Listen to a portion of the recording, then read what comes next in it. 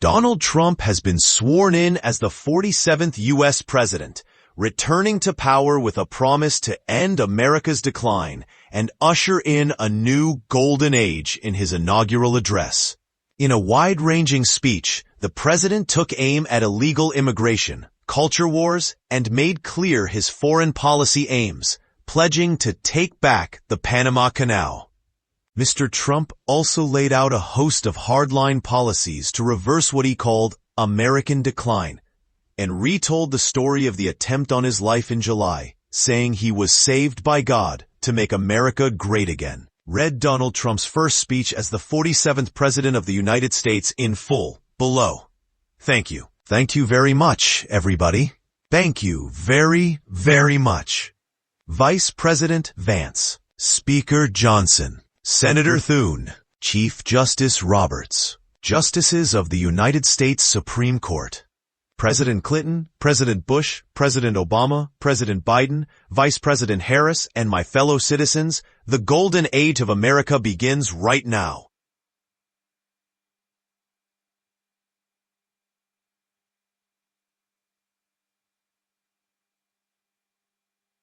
From this day forward, our country will flourish and be respected again all over the world. We will be the envy of every nation, and we will not allow ourselves to be taken advantage of any longer. During every single day of the Trump administration, I will very simply put America first. Our sovereignty will be reclaimed. Our safety will be restored. The scales of justice will be rebalanced. The vicious, violent, and unfair weaponization of the Justice Department and our government will end. And our top priority will be to create a nation that is proud, prosperous, and free. America will soon be greater, stronger, and far more exceptional than ever before. I return to the presidency confident and optimistic that we are at the start of a thrilling new era of national success. A tide of change is sweeping the country. Sunlight is pouring over the entire world, and America has the chance to seize this opportunity like never before. But first, we must be honest about the challenges we face. While they're plentiful, they will be annihilated by this great momentum that the world is now witnessing in the United States of America. As we gather today, our government confronts a crisis of trust. For many years, a radical and corrupt establishment has extracted power and wealth from our citizens, while the pillars of our society lay broken and seemingly in complete disrepair. We now have a government that cannot manage even a simple crisis at home, while at the same time stumbling into a continuing catalog of catastrophic events abroad.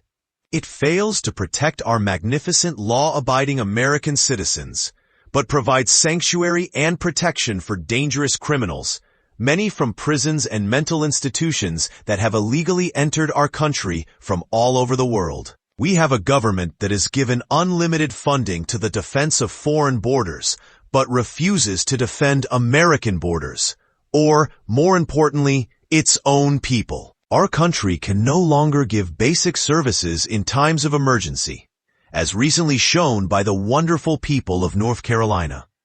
Been treated so badly, and other states who are still suffering from a hurricane that took place many months ago. Or more recently, Los Angeles, where we are watching fires still tragically burn. From weeks ago, without even a token of defense, they're raging through the houses and communities, even affecting some of the wealthiest and most powerful individuals in our country, some of whom are sitting here right now. They don't have a home any longer. That's interesting, but we can't let this happen. Everyone is unable to do anything about it. That's going to change. We have a public health system that does not deliver in times of disaster, yet more money is spent on it than any country anywhere in the world. And we have an education system that teaches our children to be ashamed of themselves in many cases, to hate our country despite the love that we try so desperately to provide to them. All of this will change starting today, and it will change very quickly. My recent election is a mandate to completely and totally reverse a horrible betrayal and all of these many betrayals that have taken place, and to give the people back their faith, their wealth, their democracy, and indeed, their freedom. From this moment on, America's decline is over. Our liberties and our nation's glorious destiny will no longer be denied, and we will immediately restore the integrity, competency, and loyalty of America's government. Over the past 8 years, I have been tested and challenged more than any president in our 250-year history. And I have learned a lot along the way. The journey to reclaim our republic has not been an easy one, that I can tell you. Those who wish to stop our cause have tried to take my freedom and indeed to take my life. Just a few months ago, in that beautiful Pennsylvania field, an assassin's bullet ripped through my ear. But I felt then, and believe even more so now, that my life was saved for a reason. I was saved by God to make America great again. Thank you. Thank you very much. That is why each day, under our administration of American patriots, we will be working to meet every crisis with dignity and power and strength. We will move with purpose and speed to bring back hope, prosperity, safety, and peace for citizens of every race, religion, color, and creed.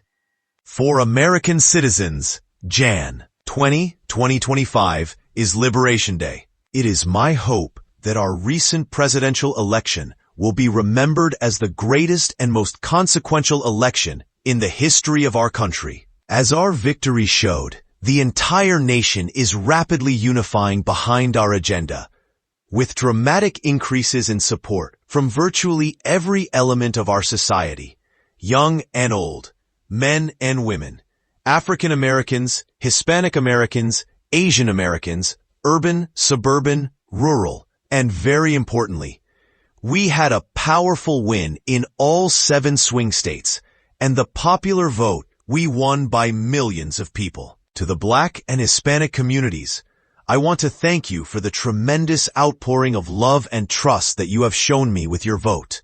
We set records, and I will not forget it. I've heard your voices in the campaign, and I look forward to working with you in the years to come. Today is Martin Luther King Day, and his honor, this will be a great honor. But in his honor, we will strive together to make his dream a reality. We will make his dream come true. National unity is now returning to America, and confidence and pride is soaring like never before. In everything we do, my administration will be inspired by a strong pursuit of excellence and unrelenting success. We will not forget our country, we will not forget our Constitution, and we will not forget our God. Can't do that. Today I will sign a series of historic executive orders. With these actions, we will begin the complete restoration of America and the revolution of common sense. It's all about common sense.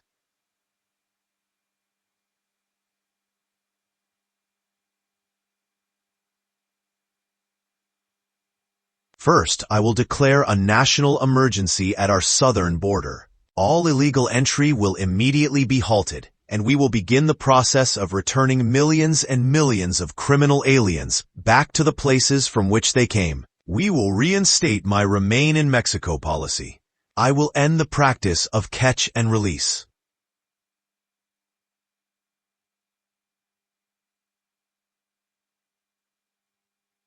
And I will send troops to the southern border to repel the disastrous invasion of our country. Under the orders I signed today, we will also be designating the cartels as foreign terrorist organizations.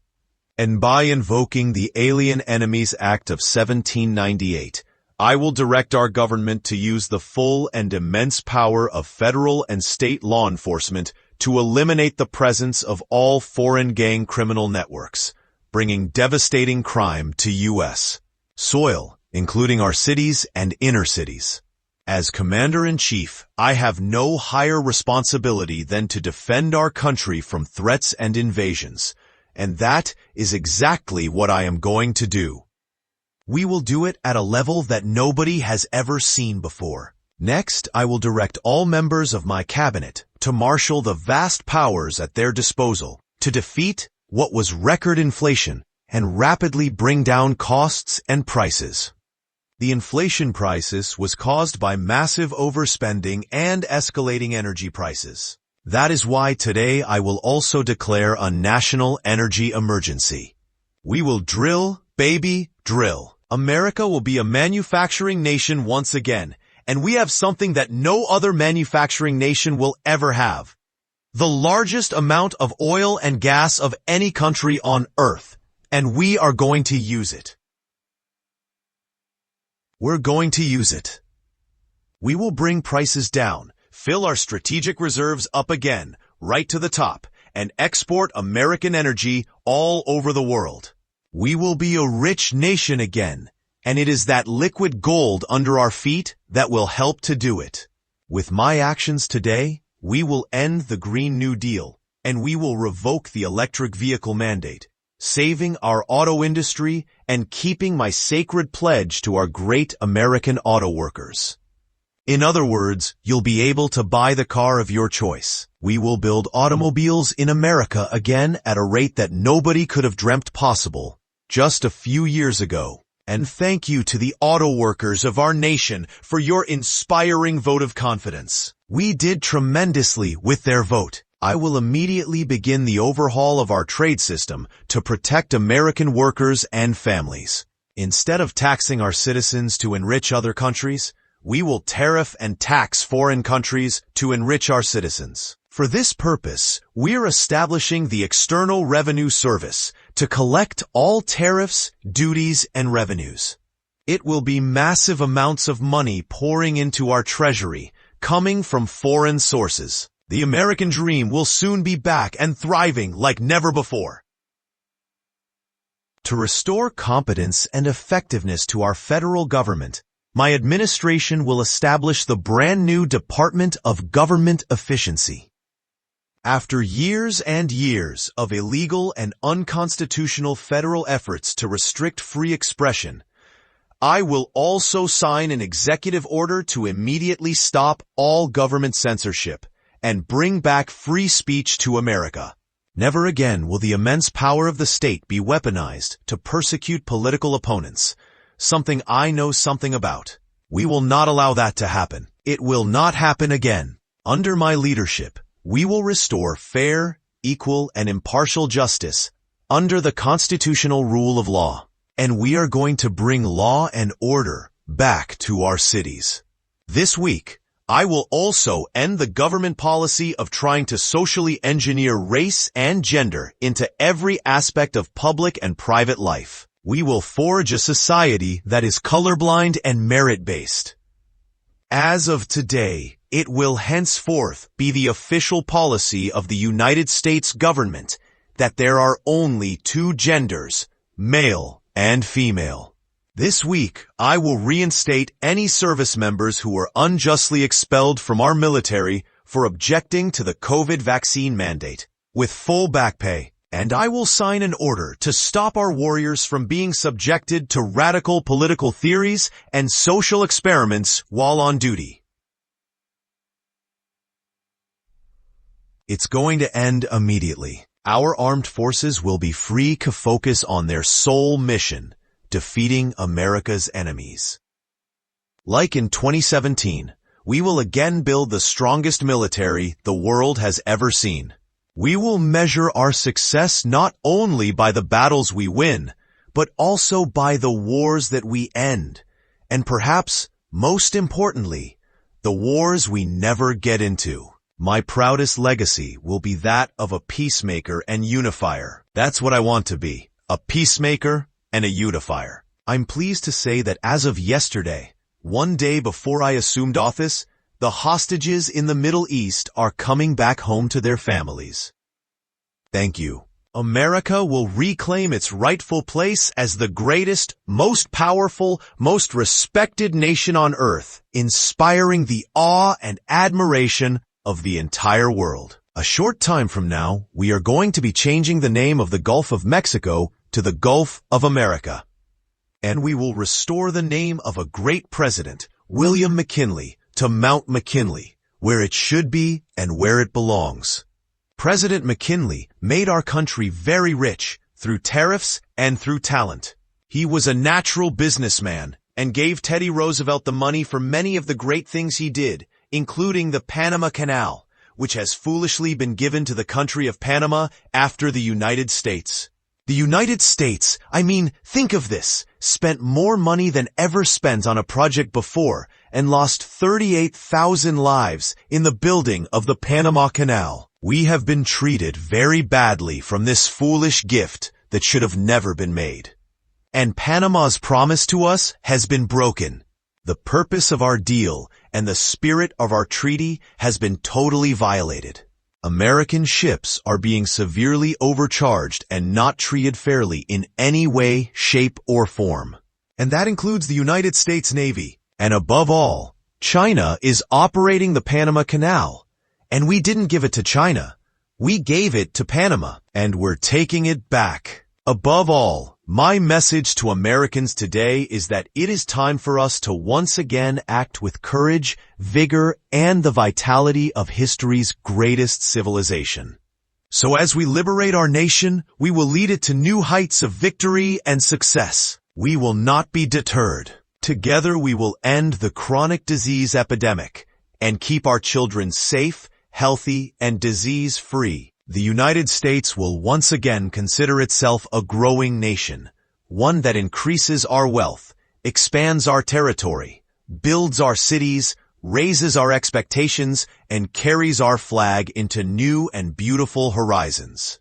And we will pursue our manifest destiny into the stars, launching American astronauts to plant the stars and stripes on the planet Mars. Ambition is the lifeblood of a great nation. And right now, our nation is more ambitious than any other. There's no nation like our nation. Americans are explorers, builders, innovators, entrepreneurs, and pioneers. The spirit of the frontier is written into our hearts. The call of the next great adventure resounds from within our souls. Our American ancestors turned a small group of colonies on the edge of a vast continent into a mighty republic of the most extraordinary citizens on earth. No one comes close.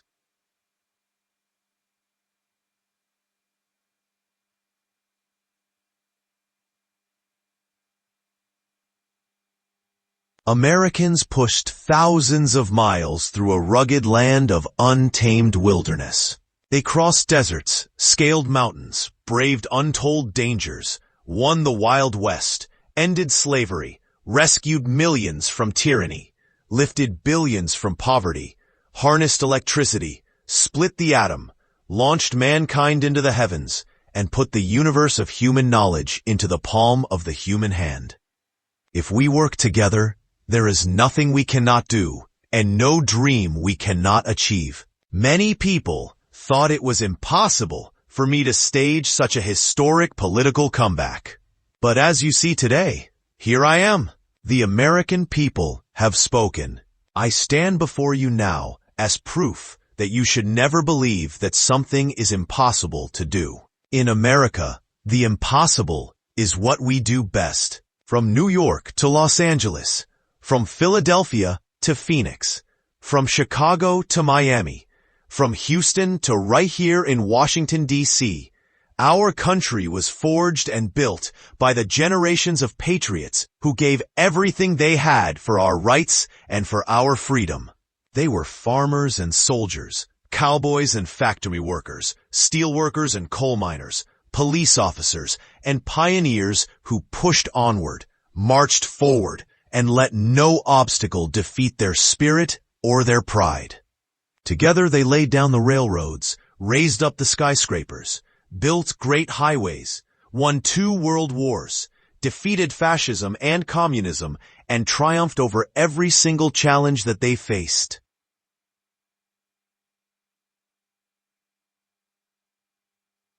After all we have been through together, we stand on the verge of the 4 greatest years in American history. With your help, we will restore American promise, and we will rebuild the nation that we love, and we love it so much. We are one people, one family, and one glorious nation under God. So to every parent who dreams for their child, and every child who dreams for their future, I am with you. I will fight for you, and I will win for you. We are going to win like never before. Thank you. Thank you. Thank you. Thank you. In recent years, our nation has suffered greatly, but we are going to bring it back and make it great again, greater than ever before. We will be a nation like no other, full of compassion, courage, and exceptionalism. Our power will stop all wars and bring a new spirit of unity to a world that has been angry, violent, and totally unpredictable. America will be respected again and admired again, including by people of religion, faith, and goodwill. We will be prosperous, we will be proud, we will be strong, and we will win like never before. We will not be conquered, we will not be intimidated, we will not be broken, and we will not fail. From this day on, the United States of America will be a free, sovereign, and independent nation. We will stand bravely, we will live proudly, we will dream boldly, and nothing will stand in our way because we are Americans. The future's ours, and our golden age has just begun. Thank you. God bless America. Thank you all.